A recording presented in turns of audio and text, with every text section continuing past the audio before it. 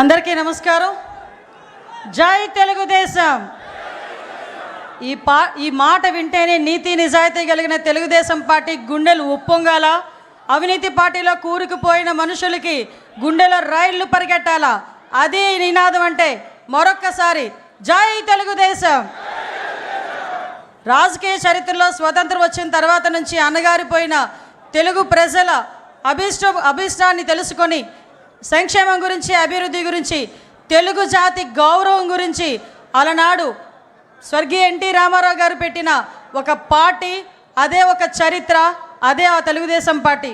ఆ పార్టీ పెట్టి ఈ రోజుకి కూడా తెలుగు ప్రజలు గర్వంగా నిలబడేటట్టుగా చేసిన ఆ మహానుభావుడికి మనందరి తరపున ఘన నివాళులు అర్పిస్తూ ఈరోజు అదే తెలుగుదేశం పార్టీ ఆశయాలకు అనుగుణంగా ఒక తండ్రి స్థానంలో ఉండి ఎన్నో ఒడిదుడుకులు ఎదుర్కొన్నప్పటికీ కూడా, ఎన్నో అవమానాలు ఎదుర్కొన్నప్పటికీ కూడా, ఎంతోమంది ఎన్నో మాటలు అన్నప్పటికీ కూడా తెలుగుదేశం పార్టీ కార్యకర్త గురించి, తెలుగుదేశం పార్టీ నాయకుల గురించి, కార్యకర్తల గురించి, తెలుగు ప్రజల గురించి నేనున్నానని అన్ని అవమానాలు పడి కూడా మీ అందరి గురించి అవమానాలు పడినా కూడా చెక్కు చెదరని చిరునవ్వుతో మన ఎదురుగా నుంచిన మన నాయకుడు నారా చంద్రబాబు నాయుడు గారికి పాదాభివందనం చేసుకుంటూ, అదేవిధంగా ఈరోజు తండ్రికి తగ్గ తనయుడు, తాతకి తగ్గ మనవడు అంటుంటా.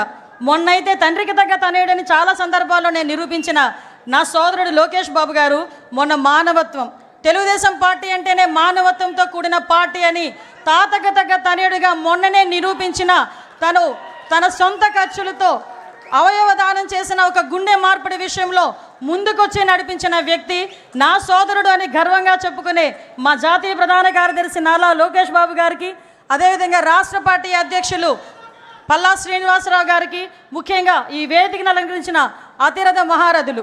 ఇందులో నేను చాలా చిన్నదాన్ని, ఎందుకంటే 83వ సంవత్సరం నుంచి కూడా తెలుగుదేశం పార్టీ గురించి ఎన్నో త్యాగాలు చేసి ఈ రోజుకి ఇక్కడికి తెలుగుదేశం పార్టీ ఉంటే మనం ఉన్నామనుకునే విధంగా ఉన్న తెలుగుదేశం పార్టీ నాయకులందరికీ కూడా మరొకసారి శిరస్సు వంచి పాదాభివందనం చేస్తూ, తెలుగుదేశం పార్టీ కార్యకర్త, నా కోసం పుట్టిన పార్టీ, నా జాతి కోసం పుట్టిన పార్టీ, నా కుటుంబం కోసం పుట్టిన పార్టీ. ఈ పార్టీ జెండా ఎన్ని ఒడిదుడుకులున్నా కూడా కిందన పడకూడదు అని, పడే సందర్భం వచ్చినా కూడా కిందన పడనివ్వకుండా 2 చేతులతో ఒడిసి పట్టుకొని ధైర్యంగా గుండె నిబ్బరం చేసుకొని గుండెని చీల్చుకుంటూ బయటకు వచ్చిన జెండాను పట్టుకున్న ప్రతి కార్యకర్తకి కూడా పేరు పేరున శిరస్సు వంచి పాదాభివందనం చేస్తున్నా. ఎందుకంటే ఈరోజు తెలుగుదేశం పార్టీ బలగం తెలుగుదేశం పార్టీ కార్యకర్తలే. ప్రతిసారి తెలుగుదేశం పార్టీ అధినాయకుడు మా నారా చంద్రబాబు నాయుడు గారు చెప్తుంటే ఒక్కొక్కసారి నాకు 12 సంవత్సరాల రాజకీయ అనుభవం, ఈ రాజకీయ అనుభవంలో చూసిన సందర్భాలు చాలా ఉన్నాయి. మేము పార్టీ క్యాన్వాసింగ్కి వెళ్ళినా, ఎక్కడికైనా మీటింగ్కి వెళ్ళినా పెద్దవాళ్ళు 2-3 వచ్చి ఏదైనా పెన్షన్ అడుగుతారేమో, లేకపోతే ఏదైనా హౌసింగ్ స్కీమ్ అడుగుతారేమో అనుకుంటే నా దగ్గరకు వచ్చి చాలా సందర్భాలు, అమ్మ పార్టీ జెండా ఇవ్వమ్మా, మా ఇంటికి కట్టుకుంటానని చెప్పి సందర్భాలు కూడా చాలా ఉన్నాయి. అటువంటి మహానుభావులు అందరూ ఉండబట్టే 43 సంవత్సరాలుగా ఎన్నో ఒడిదుడుకులు ఎదుర్కొన్నా కూడా ఈరోజు పార్టీ నిలబెట్టుకోగలుగుతున్నాం.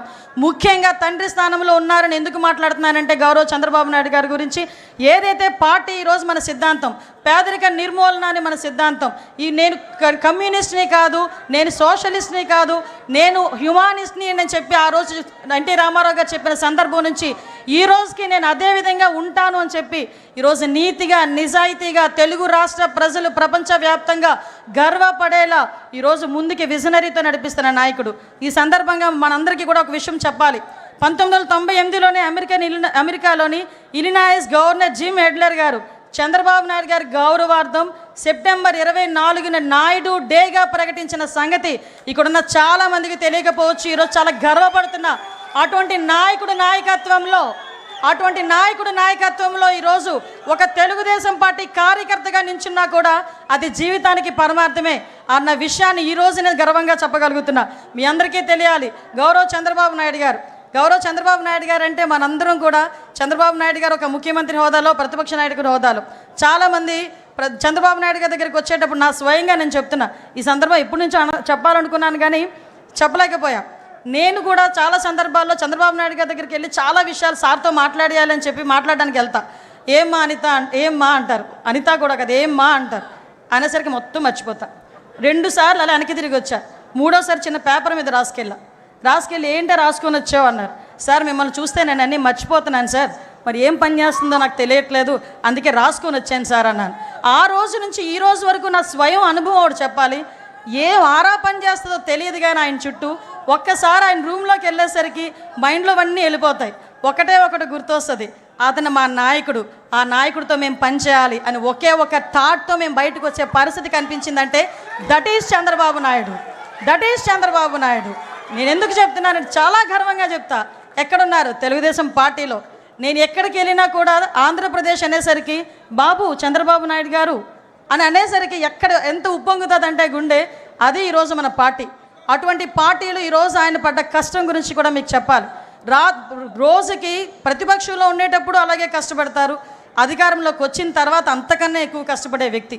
ఎందుకంటే మీ అందరికీ తెలుసు చంద్రబాబు నాయుడు గారు, మాకన్నా బాగా మీకే తెలుసు. కానీ ఇప్పుడు అతి దగ్గరగా చూస్తుంటే చాలామంది అతని వయసు గురించి మాట్లాడతారు.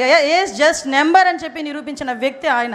అటువంటి వ్యక్తి రోజుకి 16 గంటలు 17 గంటలు కూర్చున్న వ్యక్తి, మళ్ళీ బ్రేక్లో తప్ప బయటికి లగని వ్యక్తి, ఎన్ని గంటలైనా సమీక్ష చేసి చాలా ఇన్డెప్త్ వరకు వెళ్ళిన వ్యక్తి.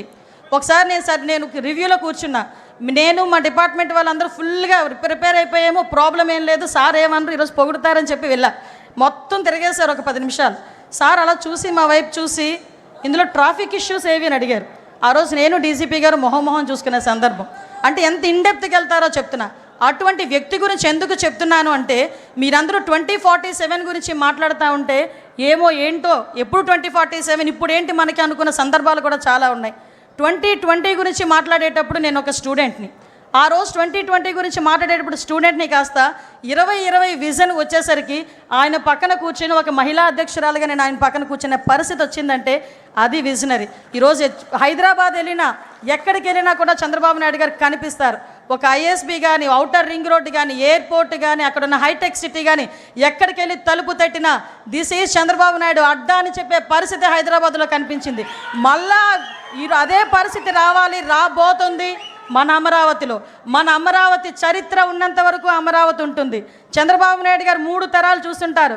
నాయక మీకు ఒక విషయం చెప్తున్నా, మీరు 3 తరాల నాయకులను చూశారు, 4వ తరం నాయకులను చూడబోతున్నారు. 40 తరాలు వచ్చినా కూడా అమరావతి అని వచ్చేసరికి తెలుగుదేశం పార్టీ చంద్రబాబు నాయుడు గారే గుర్తొస్తారు తప్ప వేరే ఏ నాయకుడు గుర్తుకు రాబోడు. ఇది సత్యం. ఏదో సార్ ఉన్నారు కదా పొగడ్డానికి మాట్లాడలే, నేను చూస్తున్నాను కాబట్టి చెప్తున్నా. 2047 ఒకటే ఒక విషయం చెప్పి ముగిస్తా. 2047 విజన్ పెట్టుకొని 5 సంవత్సరాలు ఈ రాష్ట్రానికి ఎలా చేయాలి, 5 సంవత్సరాలు 2047కి మనం ఏం చేయాలి అని ఇప్పటి నుంచి ప్రణాళిక రాసుకున్న నాయకుడు ఎవరినైనా చూసామమ్మా? మనమే ఇంట్లోనే ఉన్న పద్దులు రాసుకోము, సంవత్సరానికి సరిపడి ఏం కావాలి, ఏం చేయాలి, నా పిల్లడు ఏం చేయాలి మాట్లాడుకోము. నీ పిల్లడు ఏం చేయాలి, నీ పిల్లడికి ఎలాంటి ఉద్యోగం కావాలి, నీకు ఎలాంటి ఇల్లు కావాలి, నీకు ఎలాంటి జీవనోపాధి కావాలని 24 గంటలు లోపల కూర్చొని రాసుకుంటున్న వ్యక్తి అమ్మా ఆయన. అటువంటి వ్యక్తిని మనందరం కూడా ఎంత దీవించాలో ఒక్కసారి ఆలోచన చేసుకోండి.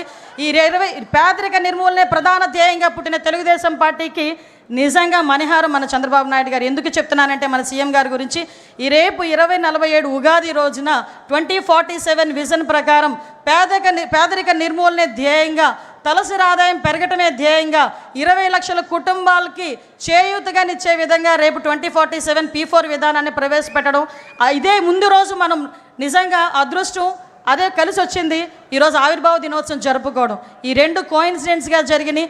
అది ఆయనకి మన పూర్తి సహాయ సహకారాలు మన సీఎం గారికి అందించాలి, మన జాతీయ అధ్యక్షుల వారికి అందించాలి. అదేవిధంగా మనం ప్రతిసారి కూడా ఎలాగైతే ఎన్నిదన్నుగా ఉన్నారో, ఆయన కష్టంలో ఉన్నప్పుడు, నష్టంలో ఉన్నప్పుడు, అవమానం భరించినప్పుడు, ఆయన జైలుకి వెళ్ళినప్పుడు కూడా ఎంతోమంది ఈరోజు ప్రపంచవ్యాప్తంగా బయటకు వచ్చి ఆయన గురించి మాట్లాడి ఆయన గురించి ధర్నాలు చేశారంటే, అటువంటి నాయకత్వంలో మనం ఉన్నందుకు ఒక్కసారి పసుపు జెండా పట్టుకొని గట్టిగా తిప్పాలి. జై తెలుగుదేశం. ఈ అవకాశం ఇచ్చిన ప్రతి ఒక్కరికి కూడా ధన్యవాదాలు తెలియజేసుకుంటూ సెలవు తీసుకుంటున్నాను. జై హింద్.